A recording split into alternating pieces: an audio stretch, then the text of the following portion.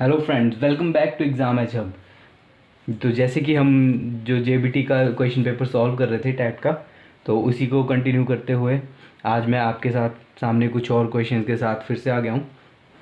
तो हम स्टार्ट करें उससे पहले आप हमारे चैनल को सब्सक्राइब करें और वीडियोस को लाइक करें, शेयर करें और कमेंट्स भी करें। तो चलिए स्टार्ट करते हैं। तो आज हम स्टार्ट करेंगे 108 क्वेश्चन से। तो जैसे कि हमारे पास 108 क्वेश्चन है। A copper rod of diameter 1 centimetre and length 8 centimetre is drawn into a wire of length 18 metre. एक कॉपर की रोड है जिसका डायमीटर 1 सेंटीमीटर है और उसकी लेंथ 8 सेंटीमीटर है। उसको उसकी एक वायर बना दी गई है जिसकी लेंथ 18 मीटर है of uniform thickness. What will be the thickness of the wire. तो उस वायर की थिकनेस क्या हमें वो बतानी है। तो हिंदी में भी पढ़ लेते हैं। व्यास 1 सेंटीमीटर वाली 8 सेंटीमीटर लंबी तांबे की छड़ की एक समान मोटाई वाले 18 मीटर लंबे एक तार के रूप में खींचा जाता है। तो तार की मोटाई क्या होगी। तो चलिए स्टार्ट करते हैं इसको। तो सबसे पहले कुछ चीज़ें समझ लेते हैं, उसके बाद हम स्टार्ट करेंगे। तो सबसे पहले मैं आपको, हमें यहाँ पे बोला गया है कि एक रोड है। हम ये मान लेते हैं रोड को कि ये रोड थी और इसकी एक मोटी सी कॉपर वायर बना दी गई है जिसमें ऐसे वायर, आपको पता है कर्व्स होते हैं वायर में, तो ये बना दी गई है। तो अब हम इसकी शेप देखें अगर, तो ये हमें कौन सी शेप में है, ये सिलिंड्रिकल शेप में है, सिलेंडर की शेप में है ये। अगर रोड को देखें हम तो ये एक सिलेंडर की शेप में है। तो हम जो क्वेश्चन करेंगे तो इसी बात को ध्यान में रखते हुए हम फार्मूलाज को भी यूज़ करेंगे। तो अब अगर रोड सिलेंडर की शेप की है, सिलेंड्रिकल शेप की होती है, तो उसमें फार्मूला भी हमारे पास सिलेंडर का यूज़ होगा। तो सबसे पहले हमें गिवन है कि कॉपर रोड जो उसका जो डायामीटर है तो वो 1 सेंटीमीटर है। अब डायामीटर क्यों दिया गया है इसका, क्योंकि हमें दिख रहा है रोड, हमेशा रोड की जो शेप होती है वो गोल होती है। यहाँ पे मैंने बनाई भी है, तो इस तरह की उसके एजेस भी उसकी इस तरह से गोल होती हैं। अब हम इसकी एजेस को देखें तो एजेस की शेप इसकी सर्कल की शेप है, हमें साफ साफ दिखाई दे रहा है सर्कल शेप है। तो डायमीटर हमेशा सर्कल का होता है, डायमीटर और रेडियस हमेशा सर्कल की होती है। मैं इसको थोड़ा बड़ा बना के आपको थोड़ा सा क्लियर कर देता हूँ क्योंकि आगे ये चीज़ें यूज़ होने वाली हैं। तो आप देख सकते हैं कि रोड की एजेस जो है हमारे पास वो सर्कल की शेप की हैं। तो एक सर्कल की रेडियस भी होती है और सर्कल का ही डायमीटर भी होता है। डायमीटर और रेडियस हमारे पास सर्कल का होता है, इसीलिए इस रोड के डायमीटर की बात हुई है इस क्वेश्चन में। तो अगर रेडियस यहाँ से भी है और रेडियस यहाँ से भी है, सर्कल के हाफ तक रेडियस होती है आपको पता है, यहाँ से हाफ तक भी रेडियस है, यहाँ से हाफ तक भी रेडियस है। तो एक रेडियस यहाँ से आ गई, एक रेडियस यहाँ से आ गई, तो दोनों रेडियस मिलके कितनी हो जाती हैं, 2r हो जाती हैं। और इस पूरे को फिर हम डायमीटर बोल देते हैं। तो 2r मतलब 2 रेडियस इज इक्वल टू होती है हमारे पास डायमीटर के इक्वल। आई होप आपको इतना सा समझ आ गया होगा। तो अब क्वेश्चन पे चलते हैं। तो जैसे कि सिलेंडर, मैंने आपको बोला रोड हमारे पास सिलेंडर की शेप है, तो सिलेंडर है तो सिलेंडर का तो हमारे पास वॉल्यूम होता है, तो इसमें वॉल्यूम का फॉर्मूला रहेगा। तो सबसे पहले हम लिख लेते हैं वॉल्यूम ऑफ रोड। तो वॉल्यूम ऑफ रोड, तो वो रोड हमारे पास सिलेंडर की शेप की है, तो सिलेंडर का वॉल्यूम क्या होता है, पाई आर स्क्वायर एच होता है। 2 पाई नहीं होता, ये पाई आर स्क्वायर एच होता है, सॉरी। तो पाई आर स्क्वायर एच। तो अब क्वेश्चन में देखें तो हमारे पास गिवन है कि जो रोड है उसका जो डायमीटर है वो 1 सेंटीमीटर है और जो उसकी जो लेंथ है वो 8 सेंटीमीटर है। अब इसको हम इसकी लेंथ भी बोल सकते हैं और इसी को हम हाइट भी बोल सकते हैं, क्योंकि रोड इस तरह की होती है। तो अगर यही इसकी लेंथ भी है और यही इसकी हाइट भी है, तो इसको लेंथ भी बोल सकते हैं और हाइट भी बोल सकते हैं। तो फॉर्मूले में हाइट है तो हम इसको एज ए हाइट यूज़ कर सकते हैं, ठीक है। तो मैंने फिर से फॉर्मूला गलत लिख दिया, ये होगा हमारे पास पाई आर स्क्वायर एच। तो पाई और अब सबसे पहले रेडियस निकाल लेते हैं हम। हमें गिवन है कि इसका डायमीटर गिवन है, हमें डायमीटर दिया गया हुआ है 1 सेंटीमीटर। तो अभी जैसे मैंने आपको बताया कि जो ये हमारे पास पूरा का पूरा डायमीटर होता है, तो जो डायमीटर का हाफ होगा वो रेडियस होती है, क्योंकि यहाँ से यहाँ तक पूरा डायमीटर, और अगर इसको मैं हाफ कर दूँ सिर्फ यहाँ तक, तो ये रेडियस है, तो रेडियस डायमीटर का हाफ है। तो डायमीटर इन्होंने 1 दिया है, तो अगर मैं यहाँ से रेडियस निकाल तो रेडियस इसका हाफ हो जाएगी, 1/2 हो जाएगी। डायमीटर 1 था तो रेडियस उसका हाफ हो जाएगी।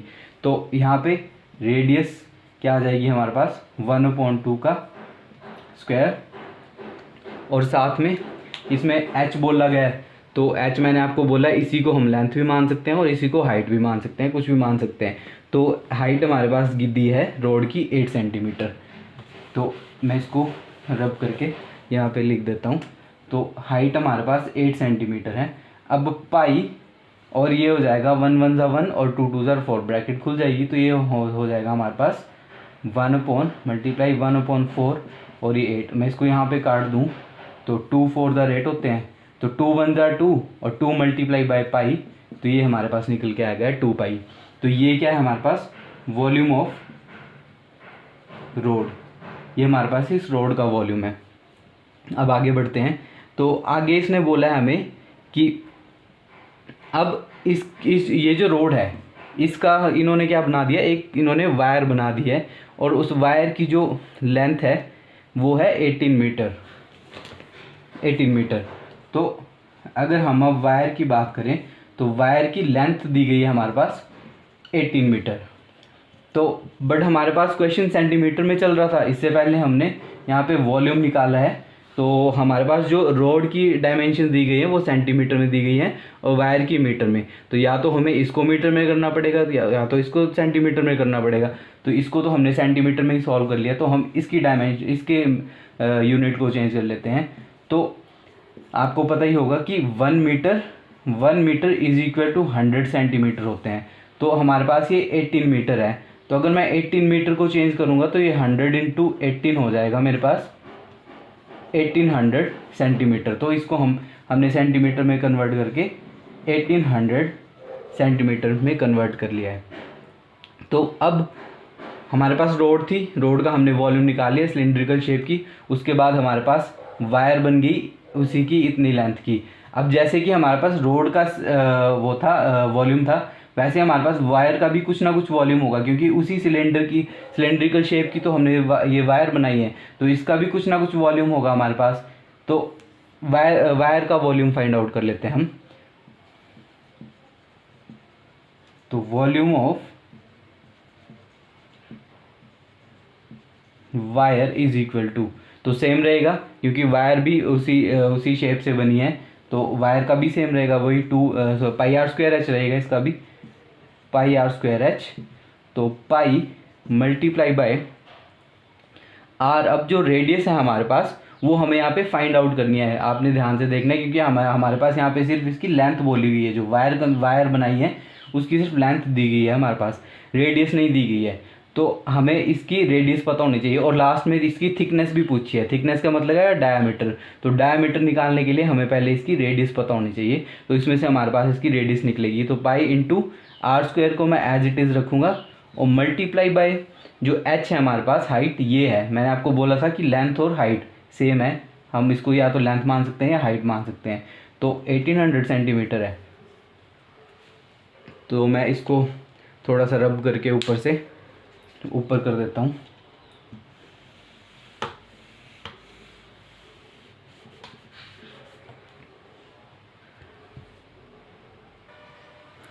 तो ये हमारे पास 1800 है। तो अब अगर इसको फॉर्मूले के अकॉर्डिंग हम करेंगे तो अच्छा, ये हमारे पास किसके इक्वल होगा, पहले वो भी देख लेते हैं। अब हमारे पास निकल के आया है पाई r²h, h की जगह हमारे पास 800 है, तो ये किसके इक्वल है, 2 पाई के इक्वल है, जो कि हमारे पास किसका वॉल्यूम था, रोड का वॉल्यूम था। क्योंकि यहाँ पे छोटी सी चीज़ है, इसको समझ लेते हैं। जो हमारे पास रोड का वॉल्यूम आया था वो था हमारे पास 2 पाई, और अब जो ये जो वॉल्यूम है हमारे पास, ये वायर का वॉल्यूम है। तो ये दोनों वायर और रोड का वॉल्यूम इक्वल होगा। अब ये क्यों इक्वल होगा, क्योंकि ये दोनों सेम चीज़ से बने हैं। जो रोड थी, जो हमारे पास रोड थी, उसमें से ही हमने एक वायर को बना दिया। तो जो इसका वॉल्यूम है और इसका वॉल्यूम है वो तो सेम ही रहेगा, उसमें तो कोई फ़र्क नहीं आया है। तो इसलिए हमने रोड के वॉल्यूम को वायर के वॉल्यूम के साथ इक्वेट कर दिया। ये वायर का और ये रोड का हमने इक्वेट कर दिया, क्योंकि दोनों का वॉल्यूम एक ही है, एक, तो इसको हमने इसलिए इक्वेट कर दिया। अब अगर हम इसमें से वैल्यू निकालें तो pi multiply by R square multiply by 800, अगर मैं 2 को इस तरफ ले आऊँ तो ये डिवाइड हो जाएगा और यहाँ पे हमारे पास बच रहा है सिर्फ पाई। अगर मैं इसको काट दूँ या 800 को उस तरफ ले जाते हैं, मैं 800 को उस तरफ ले जाता हूँ, वो ज़्यादा ठीक रहेगा। तो 2 पाई अपॉन 1800, तो पाई को साइड में लिख देते हैं, मल्टीप्लाई में इसके साथ, तो पाई को थोड़ा साइड में लिख देते हैं। तो 2 1 ज़ा 2, 9 2 ज़ा 18 और ये मेरे पास आ गया 1/900। अब pi into r square is equal to 1/900 pi. अब मैंने आपको बोला था कि इक्वल टू के उस तरफ हो तो आपस में ही कट जाते हैं, तो अगर मैं उस तरफ लेके जाऊँ तब भी पाई से पाई कट ही जाएगा, उससे अच्छा मैं यहीं पे काट दूँ इसको। तो मेरे पास आ रहा है r square is equal to 1/900। अब रेडियस कभी भी स्क्वायर में तो होती नहीं है, तो हमें इसको चेंज करना पड़ेगा, इसका स्क्वायर हमें हटाना पड़ेगा। तो r इज इक्वल टू, ये हमारे पास हो जाएगा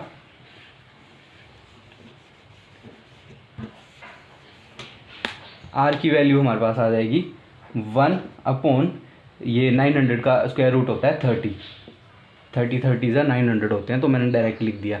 तो हमारे पास जो रेडियस निकल के आई है किसकी, वायर की, ये हमने वायर की निकाली है।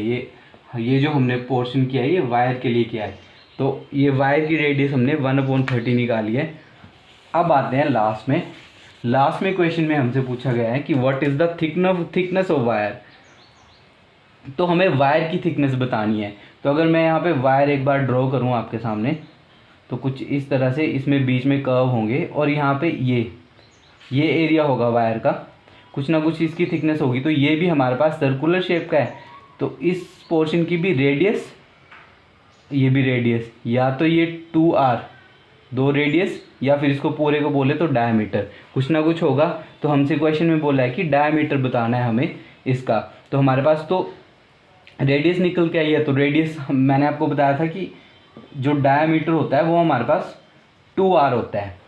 तो डायमीटर हमारा 130 रेडियस हमारे पास 130 निकल के आई है, तो इसमें से हम डायमीटर निकाल सकते हैं। तो डायमीटर निकालने के लिए क्या करेंगे, हम बस इसको मल्टीप्लाई कर देंगे रेडियस को 2 से, क्योंकि 2r हमारे पास डायमीटर होता है। अगर इसको मैं रेडियस को 2 से मल्टीप्लाई कर दूंगा तो ऑटोमेटिकली मेरे पास डायमीटर निकल के आ जाएगा।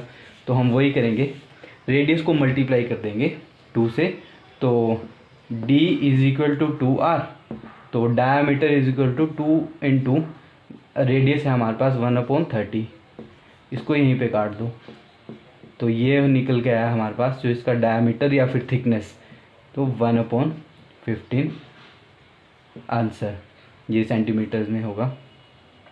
तो मैं एक बार फिर से क्लियर कर देता हूँ, ये थी हमारे पास वायर और यहाँ पे कुछ इसका ये पोर्शन इसका भी, तो इसकी थिकनेस पूछी थी, तो इसकी थिकनेस यही तो होगी इसका यही पोर्शन, यही तो थिकनेस होगी, तो इसका डायमीटर में पता चल जाएगा। तो इट मीन्स हमें इसकी जो थिकनेस है वो पता चल चुकी है। तो यही था। तो अब एक बार देख लेते हैं, ऑप्शंस भी देख लेते हैं क्वेश्चन में। तो 1/30, 2/15, 3/15 और 1/15 ये आंसर, ये मैंने आपको आंसर की बताई भी थी, तो ये लगा हुआ है इसमें पहले से टिक। तो आपके सामने अगला क्वेश्चन है, volume of a frustum is calculated by the formula choose correct. इसमें कुछ भी नहीं है, हमें सिर्फ फॉर्मूला बताना है, जो वॉल्यूम ऑफ फ्रस्टम का फॉर्मूला है, शंकु के छिन्न का आयतन निकालने का फॉर्मूला। तो वो हमारे पास होता है 1/3 pi H into r square r1 square plus r2 square plus r1 r2, ये जो हमारे पास इसका फॉर्मूला होता है वॉल्यूम ऑफ फ्रस्टम। और अगले में भी यही पूछा हुआ है, ये कुछ ऑब्जर्वेशन दी हुई गई है, are observation with respective frequencies f1 f2 so on fn then what is. तो ये हमारे पास क्या होता है, तो ये हमारे पास मीन का फॉर्मूला, ये हमारे पास मीन है, तो इसका आंसर भी सिंपल है। अब नेक्स्ट क्वेश्चन पे आते हैं। नेक्स्ट क्वेश्चन में है, एक बक्से में 3 नीले 2 सफ़ेद और 4 लाल कंचे हैं। यदि बक्से से एक कंचा यादृच्छ निकाला जाता है तो उसकी क्या प्रायिकता है कि कंचा लाल होगा। सिंपली प्रोबेबिलिटी का क्वेश्चन है, तो प्रोबेबिलिटी पूछी गई है हमसे रेड मार्बल्स की। अ box contains 3 blue 2 white and 4 red marbles. If marble is drawn at random from the box what is the probability that it will be the red. तो हमें रेड मार्बल निकलने की जो प्रोबेबिलिटी है वो बतानी है। तो लिख लेते हैं हमारे पास कौन कौन से मार्बल्स दिए गए हैं। तो हमारे पास जो ब्लू मार्बल्स हैं वो हमारे पास 3 हैं। उसके बाद हमारे पास वाइट मार्बल्स हैं जो कि हमारे पास 2 हैं। और उसके बाद हमारे पास रेड मार्बल्स हैं जो कि हमारे पास 4 हैं। अगर हम इनका टोटल निकालें कि हमारे पास टोटल मार्बल्स कितने हैं, तो ये 3 2 5 और 4 9 टोटल मार्बल्स हमारे पास 9 है। अब 9 में से हमारे पास पूछे गए हैं कि रेड मार्बल की जो प्रोबेबिलिटी है, रेड मार्बल्स की प्रोबेबिलिटी हमसे पूछी गई है कि रेड मार्बल्स की निकलने की क्या प्रोबेबिलिटी है। तो अब रेड मार्बल्स हमारे पास 4 हैं, हमें साफ दिख रहा है कि रेड मार्बल हमारे पास 4 हैं। और ये रेड 4 मार्बल्स कितने मार्बल्स में से निकलेंगे, टोटल मार्बल्स कितने हमारे पास 9, टोटल मार्बल्स हमारे पास 9 है। और ये जो रेड निकलेंगे इन 9 में से निकलेंगे, तो रेड हमारे पास 4 है, तो 4 में से कोई भी निकल सकता है, तो रेड निकलने की प्रोबेबिलिटी हमारे पास 4 है। तो यही हमारे पास आंसर है। तो रेड मार्बल्स निकलने की जो प्रोबेबिलिटी है हमारे पास 4/9 है। टोटल में से 4 मार्बल्स रहते हैं तो 4 ही निकल सकते हैं। तो इसलिए हमारे पास जो डी ऑप्शन है वो राइट आंसर है। तो चलिए अब अगला क्वेश्चन देखते हैं। अगला क्वेश्चन है 112 क्वेश्चन है हमारे पास। A number which can be written in the form of p over q where p and q are integers and q is not equal to 0। तो किसी संख्या को p और q के रूप में लिखा जाता है जहाँ p और q पूर्णांक है तथा q 0 के नॉट इक्वल टू 0 है, मतलब 0 के बराबर नहीं है। तो वो कौन सा नंबर है हमारे पास, इरेशनल नंबर है, अल्फ़ा है, रैशनल नंबर है, या फिर नन ऑफ दिस। तो मैंने आपको बताया था कि जो नंबर्स p/q की फॉर्म में लिखे जाते हैं और जहाँ पे q is not equal to 0 होता है वो हमारे पास रैशनल नंबर्स होते हैं। नेक्स्ट क्वेश्चन है हमारे पास, what is the additive inverse of -7/19। तो -7/19 का हमें एडिटिव इनवर्स बताना है। तो बहुत ही सिंपल सा क्वेश्चन है। एडिटिव इनवर्स का मतलब है कि इसका उल्टा। तो -7/9 का अगर हमें एडिटिव इनवर्स 19 का अगर हमें एडिटिव इनवर्स बताना है, तो एडिटिव का मतलब होता है ऐड करना, किसी भी चीज़ में कुछ ऐड करना। तो अगर मैं x प्लस एडिटिव इनवर्स है तो प्लस करेंगे, तो अगर इसको मैं ऐसे लिख दूं तो ये हमारे पास क्या निकल के आएगा, प्लस माइनस -7/19। इसको अगर मैं 0 के साथ इक्वेट कर दूं इज इक्वल टू 0। तो अगर यहाँ से मैं x की वैल्यू निकालूं, इसको मैं दूसरी तरफ लेके जाऊंगा तो यहाँ पे ये माइनस का था, यहाँ पे आके ये प्लस का हो जाएगा, ये 19 है सॉरी। तो यही हमारे पास इसका एडिटिव इनवर्स भी रहेगा 7/19, जो कि हमारे पास बी ऑप्शन है और ये राइट आंसर है। अगला क्वेश्चन है हमारे पास, if you subtract 1/2 from a number and multiply the result by 1/2 you get 1/8 what is the number. तो हमें ऐसा नंबर बताना है जिसमें से अगर हम 1/2 सब्ट्रैक्ट करें और फिर उसका जो रिजल्ट आएगा या आंसर आएगा उसमें 1/2 मल्टीप्लाई कर दें तो हमारे पास 1/8 आएगा। तो इसको हम ऑप्शन में से ही सॉल्व कर देंगे। तो यहाँ पे मैं शॉर्ट में लिख लेता हूँ सबसे पहले क्वेश्चन को। तो हमें बोला गया है कि हमें एक कोई ऐसा नंबर बताना है जिसमें से अगर हम सब्ट्रैक्ट करें 1/2 और फिर उसके रिजल्ट में मल्टीप्लाई करें 1/2 तो हमारे पास आना चाहिए 1/8। सिंपल, मैंने आपको यहाँ पे शॉर्ट में बता दिया कि किसी नंबर में से हमें माइनस करना है 1/2, उसके रिजल्ट में मल्टीप्लाई करना है 1/2, तो हमारे पास 1/8 आना चाहिए। और हमें ऑप्शंस दिए गए हैं, जैसे कि ए ऑप्शन है 3/4, बी ऑप्शन है 1/4, सी ऑप्शन है 1/2 और डी ऑप्शन है हमारे पास 2/3। तो मैं आपको यहाँ ऑप्शन में से ही सॉल्व करके बता दूंगा। तो जैसे कि हमारे पास फर्स्ट ऑप्शन है, इनको थोड़ा दूर दूर लिख लेते हैं क्योंकि हमें यहीं पे सॉल्व भी करना है। तो बी ऑप्शन है हमारे पास 1/4 और डी था हमारे पास 2/3। तो सबसे पहले बोला हुआ कि हमें 1/2 को इसमें से सब्ट्रैक्ट करना है। अगर हम सब्ट्रैक्ट करेंगे तो वही सेम एलसीएम मैंने आपको बताया था, और इसका एलसीएम हमारे पास 4 ही आएगा। सॉल्व करके आप देख लेना, 4 ही एलसीएम आएगा इसका। तो यहाँ से 4 कटेगा तो यहाँ हमारे पास 3 बचेगा, और माइनस यहाँ पे 2 1 जा 2 2 2 जा 4, तो यहाँ पे हमारे पास 2 बचेगा। और ये 3 - 2 1/4, तो ये हमारे पास इसका रिजल्ट आया है। तो रिजल्ट में अब हमें बोला गया है कि 1/2 को हमें मल्टीप्लाई करना है। तो अगर मैं रिजल्ट में इसके 1/2 को मल्टीप्लाई करता हूँ तो 1 1 जा 1 और 4 2 जा 8, तो हमारे पास ए ऑप्शन ही निकल के आ चुका है। हमें यही बोला गया था कि अगर हम इसमें माइनस करेंगे 1/2 सब्ट्रैक्ट करेंगे और उसके रिजल्ट में 1/2 मल्टीप्लाई करेंगे तो हमारे पास ये आना चाहिए। तो जब हमने इसमें फर्स्ट ऑप्शन में 1/2 को सब्ट्रैक्ट किया और उसके रिजल्ट में 1/2 को मल्टीप्लाई किया तो हमारे पास 1/8 आंसर आ चुका है। और बाकी के ऑप्शन आप चेक कर सकते हैं, किसी में भी 1/8 नहीं आएगा। इसी तरह से आप बाकी के ऑप्शन भी चेक कर सकते हैं। तो बिना टाइम वेस्ट किए हुए हम चलते हैं अगले क्वेश्चन पे, और जो ए ऑप्शन है वो हमारे पास राइट आंसर आ चुका है। तो चलिए अगला क्वेश्चन देखते हैं। अगला क्वेश्चन है हमारे पास, in x/2 - 1/5 is equal to x/3 + 1/4 what is the value of x। इसमें हमें बताना है कि x की वैल्यू क्या है। तो 27 है, 27/10 है, 1/10 है या 1/20 है। तो चलिए इसको सॉल्व करते हैं।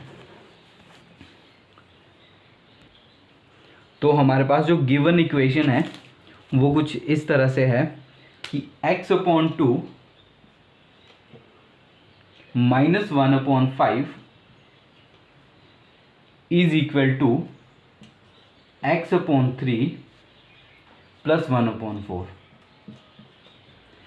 अब इसमें से हमें x की वैल्यू को फाइंड आउट करना है। तो बहुत सिंपल है, मैंने आपको पिछली बार पहले भी इस टाइप का क्वेश्चन कराया हुआ है जिसमें हम x वाली वैल्यूज को अलग करते हैं और बिना x वैल्यू को अलग करते हैं। तो यहाँ पे x/2 और मैं x वाली टर्म को इसके पास ले आऊँगा तो ये हो जाएगा मेरे पास x/3 इज इक्वल टू यहाँ पे 1/4 है, और इसको बिना x वाली को मैं इसके पास ले जाऊँगा तो ये वहाँ पे माइनस की यहाँ के 1 प्लस की 1/5 हो जाएगी।